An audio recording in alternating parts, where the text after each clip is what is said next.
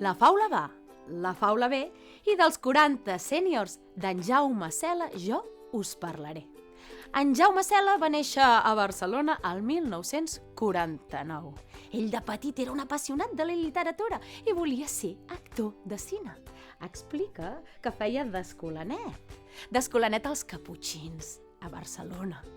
I quan pregava a la Mare de Déu de Montserrat i diu que es posava les mans entre la cara, perquè així la pregària es creia que era més forta i pregava que ell volia ser mossèn per curar, per guarir les ànimes.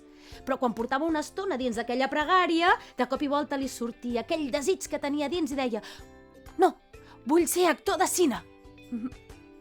En Jaume es va fer gran, va estudiar magisteri, va exercir de mestre, va formar part del Consell de Rosa Sensat i, quan ja tenia 30 anys, va escriure un conte infantil per una celebració familiar.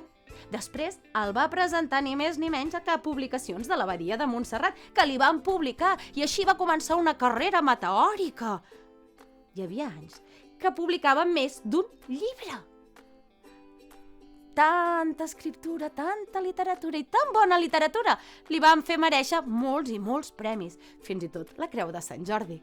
Fixeu-vos com és la història d'un marrec que demanava a la Mare de Déu de Montserrat ser mossèn per guarir les ànimes.